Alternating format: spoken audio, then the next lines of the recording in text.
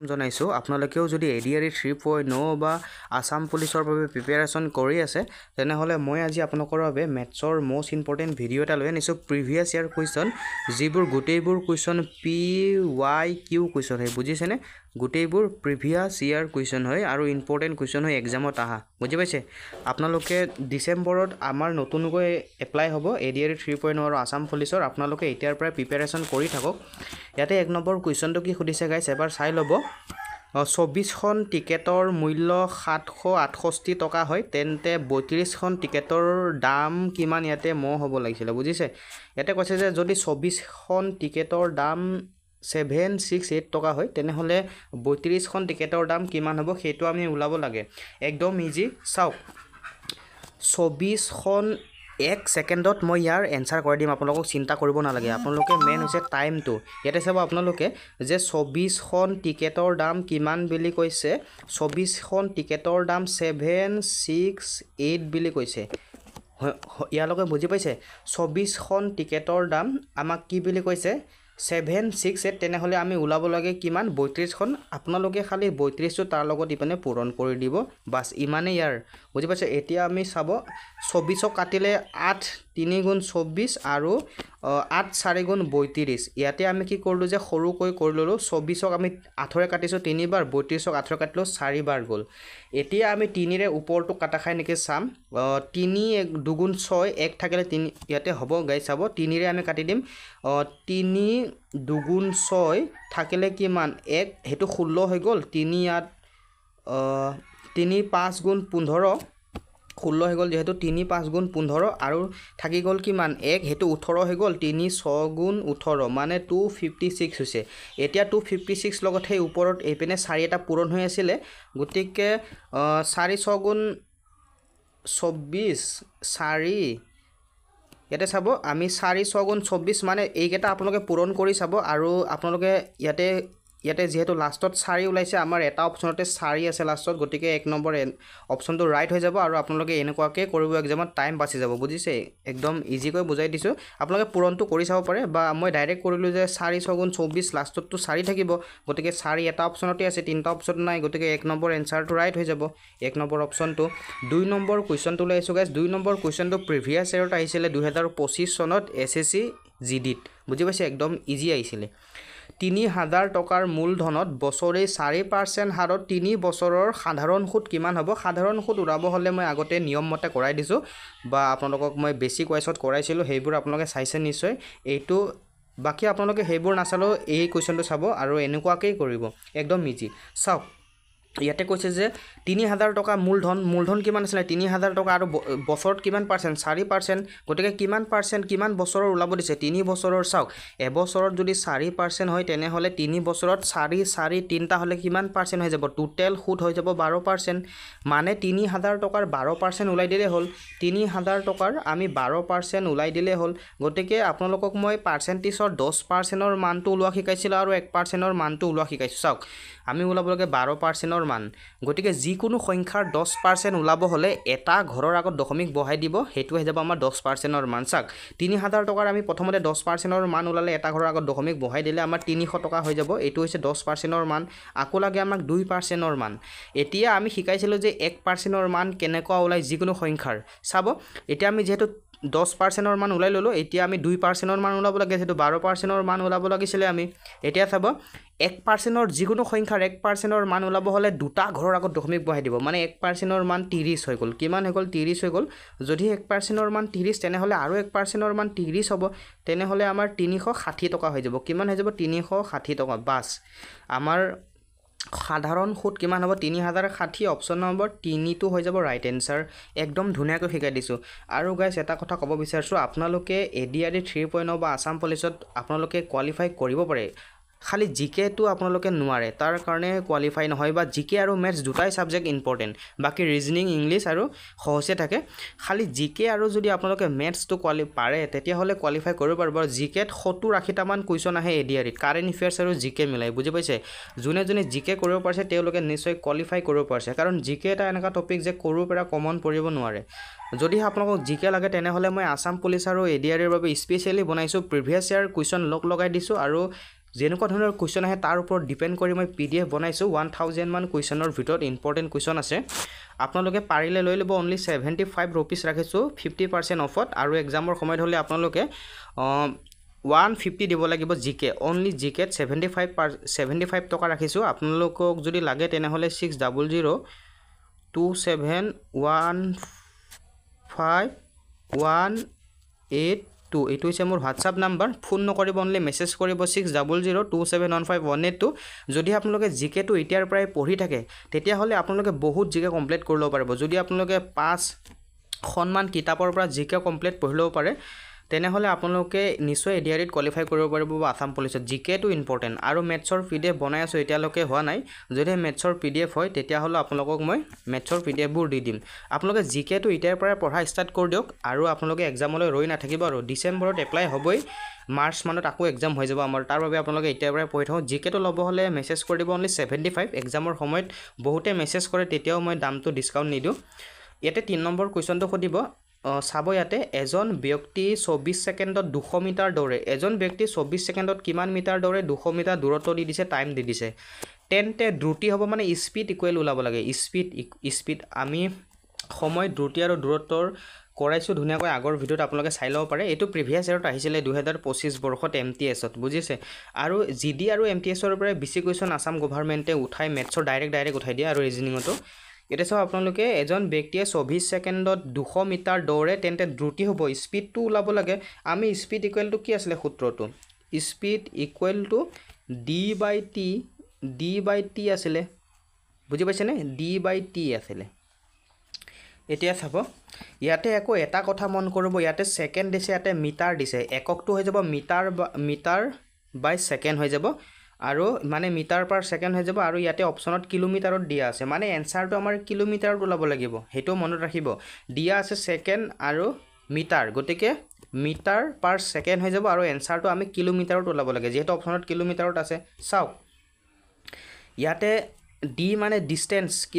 কিমান মিটাৰ দি আছে 200 মিটাৰ কিমান মিটাৰ দি আছে 200 মিটাৰ আৰু টাইম কিমান দিছে 24 ছেকেণ্ড এককটো হৈ যাব মিটাৰ পাৰ ছেকেণ্ড এতিয়া এটা কথা মন কৰিব যেহেতু ইয়াতে ঘণ্টাত দিয়া আছে আমি ছেকেণ্ডৰ পৰা আমি মিটাৰ পাৰ ছেকেণ্ডৰ পৰা আমি কিলোমিটাৰ পাৰ আৱাৰত নিব লাগে এটা কথা মন কৰিব এই সূত্ৰটো মনত ৰাখিব চাওক যদি আমি সৰুৰ পৰা ডাঙৰ এককলৈ নিব লাগে তেনেহ'লে 18টো ওপৰত হ'ব আৰু 5টো তলত হ'ব এই 18/5টো কেনেকৈ আনিলো হেতু আপোনালোকে গম পাইছে নিশ্চয় আগতে কৰাইছিলোঁ এই মানে কি কৰিব লাগে সৰুৰ পৰা ডাঙৰলৈ বা ডাঙৰ পৰা সৰুলৈ যদি আমি এককত নিও তেনেহ'লে 18/5 বা 5/18 এইটো সূত্ৰ আমি ব্যৱহাৰ কৰোঁ আপোনালোকে কৰিব নালাগে যদি ডাঙৰ এককৰ পৰা সৰু এককত নিব লাগে তেতিয়াহ'লে 5টো ওপৰত হ'লে হয় যেহেতু এটা সৰু এককৰ পৰা ডাঙৰ এককলৈ নিছো সেইকাৰণে 18টো ওপৰত হৈছে এটা কাটাকাটি কৰি দিয়ক আপোনালোকে আমি প্ৰথমতে সৰু কৰি লম 6 4 গুণ 24 6 3 গুণ 18 ইয়াতে হৈ যাব চাওক 6 ৰে যদি কাটি দিও 6 4 গুণ 24 আৰু 6 3 গুণ 18 5ৰে যদি আমি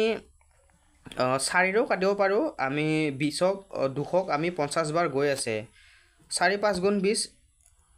এটা শূন্য 50 বাৰ ইয়াতে চাব গাইছ আমি যদি 4ৰে 200ক কাটি দিও তেনেহ'লে 4 5 গুণ 20 তাৰ লগত এটা শূন্য 50 বাৰ গৈ আছে আৰু 5ৰে যদি কাটি দিও 5 10 গুণে 50 আৰু এইটো যেহেতু আমাৰ পূৰণ হৈ আছিল 3 10 গুণ 30 kilometre per hour option number এটো হৈ যাব ৰাইট এনসাৰ হে 18/5টো জানিবলৈ বা 18/5টো জানিবলৈ আপোনালোকে আগৰ ভিডিঅ'বোৰ চাই ল'ব এইটো প্ৰিভিয়াছ ইয়াৰত আহিছিল যেহেতু ডাইৰেক্টলি কৰাই দিছো এই কুৱেশ্যনটোলৈ মন কৰিব এইটো প্ৰিভিয়াছ ইয়াৰত আহা কুৱেশ্যন হয় ৰাজুৱে তেওঁৰ আয়ৰ 80% খৰচ কৰে যদি তেওঁৰ বৃদ্ধি হয় আৰু খৰচতো 10% বৃদ্ধি হয় ইয়াতে কৈছে যে ৰাজুৱে তেওঁৰ আয়ৰ 80% খৰচ কৰে মানে তেওঁৰ ধি যদি 100% কামাই তেনেহ'লে 80% খৰচ কৰে যদি তেওঁৰ খৰচতো 10% বৃদ্ধি হয় বুজি পাইছেনে কি কৈছে ইয়াতে যদি তেওঁৰ ইয়াতে 20% এটা হ'ব লাগিছিল গাইস কুৱেশ্যনত যেহেতু স্টাফে টাইপিং মিষ্টেক কৰি দিছে ইয়াতে 20% বৃদ্ধি হয় বুজিছে মানে ৰাজুৱে তেওঁৰ আয়ৰ যিমান কামাই তাৰ 20% খৰচ কৰি দিয়ে ইয়ালৈকে হৈ গ'ল যদি তেওঁৰ আয়ৰ আকৌ যদি 20% বৃদ্ধি হয় আৰু খৰচতো যদি 10% বৃদ্ধি হয় তেন্তে কিমান আয় বাছি থাকিব শতাংশ নিৰ্ণয় কৰা মানে মই কুৱেশ্যনটো বুজাই দিছো ডাইৰেক্টলি উঠোৱা ইয়াতে তাৰ বাবে অলপ কনফিউজ হৈ গৈছে ৰাজুৱে মানে 80% ৰাজুৱে যিমান কামায় তাৰ পৰা 80% খৰচ কৰে যদি তেওঁ আয়ত 20% যদি বৃদ্ধি হৈ যায় আৰু খৰচতো যদি 10% বৃদ্ধি হৈ যায় তেনেহ'লে তাৰ তাত কিমান টকা বাকী থাকিব পাৰ্চেণ্টেজত নিৰ্ণয় কৰা চাওক যিকোনো ৰাজুৱে এনেও আপোনালোকে জানে ৰাজুৱে যে 100% হি ইনকাম কৰে 100%ৰ পৰা তেওঁ কিমান পাৰ্চেণ্ট খৰচ কৰি দিয়ে বুলি কৈছে 80% খৰচ কৰি দিয়ে বুলি কৈছে সেই 80% খৰচ কৰি দিলে তেওঁৰ তাত কিমান পাৰ্চেণ্ট থাকিব 20% থাকি যাব তেওঁৰ তাত কিমান পাৰ্চেণ্ট থাকি যাব 20% থাকি যাব যদি তেওঁৰ আয়ত আকৌ যদি 20% বৃদ্ধি কৰা হৈ যায় তেতিয়াহ'লে কিমান পাৰ্চেণ্ট হ'ব 120% আৰু যদি তেওঁৰ খৰচতো যদি 10% বৃদ্ধি হৈ যায় তেনেহ'লে কিমান পাৰ্চেণ্ট হৈ যাব 88% সেই 88%টো আপোনালোকে বুজি নাপাব মই জানো কেনেকৈ চাব 80%ৰ 10% ওলাব হ'লে 8 হৈ যাব 8 বুজিছেনে 80%ৰ 10 মানে আপোনালোকে ভাবিব যে 90% হ'লে কিন্তু এইটো ৰং কেনেকৈ চাব 80% আছিলে তেওঁৰ আগতে খৰচ কৰা সেই 80%ত মানে আকৌ 10% বাঢ়ি গৈছে মানে 80ৰ 10% কিমান 8 হৈ যাব যেহেতু 10% ওলাব হ'লে এটা ঘৰ আগত দশমিক বহাই দিলে হ'ল সেইকাৰণে মানে 80%ৰ 10% 8 গতিকে 10% বাঢ়ি গ'ল মানে 8 এটাহে বাঢ়ি যাব 88% খৰচ কৰিলে প্ৰথমতে 100 কামাইছিলে সি 80% খৰচ কৰিছিলে এইবাৰ কামাইছে 120 তেওঁ কিন্তু এইবাৰ 88% খৰচ কৰিছে বাকি থাকিব কিমান 32% বাকি থাকি যাব 32% বাকি থাকি যাব বুজি পাইছে আপোনালোকে বুজি নাপালে কমেন্ট কৰিব গাইস আৰু যেটো মই প্ৰিভিয়াস ইয়াৰৰ কোৱেশ্চন কেইটামান কৰাম এবাৰ তাৰ পিছতে বেসিক কোৱেশ্চন যাম ইয়াতে চাব তেওঁ প্ৰথমতে তেওঁৰ তাত প্ৰথমতে 20% বাছি গৈছিলে এইবাৰ কিমান পাৰ্চেন্ট বাছি গৈছে 32% বাছি গৈছে মানে তেওঁৰ 20ৰ পৰা 32 লৈ কিমান বাছি থাকিলে তেওঁৰ 12 বাছিলে কিমান বাছিলে মানে এই 32ৰ 20ৰ পৰা 32 হ'ল কিমান পাৰ্চেন্ট বৃদ্ধি হৈ গ'ল মানে বুজি পাইছে নে কিমান পাৰ্চেন্ট বৃদ্ধি হৈ গ'ল 12% বৃদ্ধি হৈ গ'ল এতিয়া সেই 12 টো যে বাঢ়িছে হেতু কৰ পৰা বাঢ়িছে 20ৰ পৰা বাঢ়িছে গতিকে তলত হৈ যাব 20 আৰু সাইডত হৈ যাব 100 যেহেতু পাৰ্চেন্টেজ এটোটো বুজি পালে আপোনালোকে যে তেও 20% আছিলে এইবাৰ আকৌ তেওঁৰ 32% হৈ গ'ল বুজিছেনে কিমান বাঢ়িলে তেওঁৰ আয়ৰ মানে তেওঁৰ তাত কিমান পইচা বাছি থাকিলে মানে কিমান পাৰ্চেন্ট বেছিকৈ বাছি থাকিলে গতিকে আমাৰ 20 আছিল 32 হৈ গ'ল এই 32 যে হৈছে 20ৰ পৰা কিমান বাঢ়িছে 12 বাঢ়িছে গতিকে 12 লিখিলো আৰু ইয়াতে আমাৰ 20 লিখিছো যেটো 20ৰ পৰা 12% বাঢ়িছে সাইডত কিমান 100 ইয়াৰে শূন্য কাটি দিম আৰু ইয়াৰে শূন্য কাটি দিম 2 দি আমি ইয়াক কাটিলে 12 কাটিলে 6 বাৰ গৈ আছে 6 দুগুণে 60% তেওঁৰ কিমান থেকে অপচন নম্বৰ 1 টো হৈ যাব ৰাইট আনসাৰ 5 নম্বৰ কোৱেশ্চনটো লৈছো গাইস 5 নম্বৰ কোৱেশ্চনটো ভেৰি ইম্পৰ্টেন্ট কোৱেশ্চন হয় 5 নম্বৰ কোৱেশ্চনটো মন কৰিব ইয়াতে কৈছে যে এখন ট্ৰেইন 45 সেকেন্ডত 850 মিটাৰ দূৰত্ব অতিক্ৰম কৰে যদি তেওঁ একেটা গতিৰে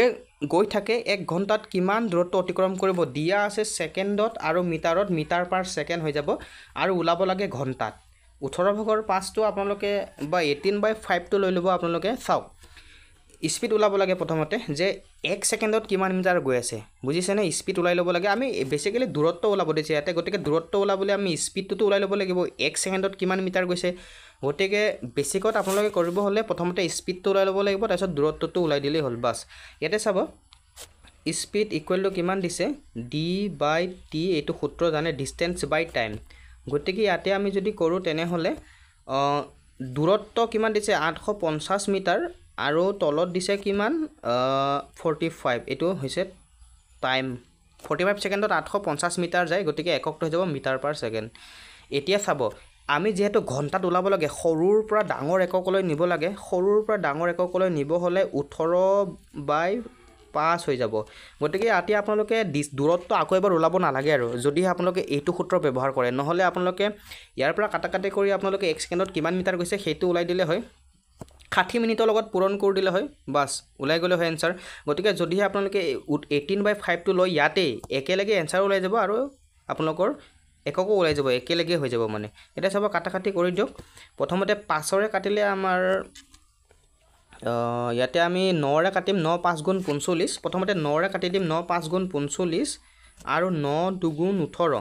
5 ৰে যদি আমি ওপৰটো কাটি দিও 5 এগুণ 5 থাকি যাব 3 15 5 3 5 এগুণ 5 এতিয়া চাব আপোনালোকে 5 × 5 থাকিব 3 35 5 7 × 35 এটা শূন্য বহি যাব এই 5ৰে কাটিছোঁ এই ওপৰত 170 বাৰ গৈ আছে 850ক এতিয়া আমি এই তলৰ 5টোৰে যদি কাটো 5 3 × 15 তাৰ লগত 3 থাকিলে 30 5 এতিয়া চাব 5 3 × 15 থাকিলে 2 20 হৈ গ'ল 5 4 × 20 34 × 68 হৈ যাব 68 km/h হৈ যাব এনসাৰটো বুজি পাইছে গাইস একদম ধুনীয়াকৈ বুজাই দিছো যেহেতু প্ৰিভিয়াস ইয়াৰ ডাইৰেক্টলি কৰাইছো মই আপোনালোকে এনেকুৱাকৈ প্ৰেক্টিস কৰিব পাৰিব আৰু বেসিক ওয়াইজত কৰাম এডভাৰটাইজমেন্টটো বা এপ্লাইটো আমাৰ ডিসেম্বৰত হ'ব নৱেম্বৰত এডভাৰটাইজমেন্ট ওলাই যাব নৱেম্বৰ শেষত বা ডিসেম্বৰ ফাৰ্ষ্ট উইকতে আমাৰ এডভাৰটাইজমেন্ট ওলাব বুলি কৈছে এডিআৰ 3.0 আৰু আসাম পুলিচত আৰু প্ৰত্যেক বছৰে ওলাই থাকিব আৰু মেথছৰ বাবে আপোনালোকৰ বাবে মই ইম্পৰ্টেন্ট কোৱেশ্চন বনাই আছো 1000 মান থাকিব কোৱেশ্চন আৰু প্ৰিভিয়াস ইয়াৰৰ বেছি কোৱেশ্চন থাকিব বুজিছে প্ৰিভিয়াস ইয়াৰৰ আৰু জিকেটো আপোনালোকে লৈ লওক অনলি 75 কৈছো এক্সামৰ সময়ত হলে 150 ল'ব লাগিব তেনেহলে আজিলৈ সামৰিছো যদি ভিডিওটো ভাল লাগিছে তেনেহলে লাইক সাবস্ক্ৰাইব কৰি দিব